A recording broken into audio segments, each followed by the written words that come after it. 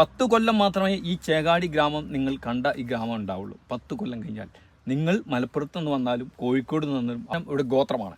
90% ST ഗോത്രം തന്നെയാണ്. അതിൽ അടിയ കമ്മ്യൂണിറ്റിയാണ് 1ാം സ്ഥാനം, 2ാം സ്ഥാനം പണിയ സമുദായം, 3ാം സ്ഥാനം കാട്ടുനായ്ക്ക അല്ലെങ്കിൽ ജേനു കുർമേസ്. കാട്ടുനായ്ക്കർക്ക് വേറൊരു പേര് പറയുന്നുണ്ട് സാറേ, ജേനു കുർമേസ്. ജേനു എന്ന് പറഞ്ഞാൽ തേന്, ഗുർമ എന്ന് പറഞ്ഞാൽ അവർ സമുദായത്തിന് തേനെടുക്കുന്നവർ ആരോ അവർ ജേൻ ഗുർമേസാണ്. 4ാമത്തെ ഊരാളി അല്ലെങ്കിൽ ബെട്ടകുർമാസ്. ഈ 4 ആൾക്കാരെ കൂടാതെ കർണാടകയിൽ നിന്ന് നൂറ്റാണ്ടുകൾക്ക് മുമ്പ് ഹംപിയുടെ കാലഘട്ടങ്ങളിൽ വിജയനഗര സാമ്രാജ്യവുമായിട്ട് ബന്ധപ്പെട്ടുകൊണ്ട് വയനാട്ടിലേക്ക് വരികയും ചേകാടി ഒരു പ്രധാനപ്പെട്ട സെറ്റിൽമെൻ്റ് ആയി എടുത്ത ഒരു ഇടനാടൻ ചെട്ടിയാണ് ഈ 5 വിഭാഗങ്ങളാണ്.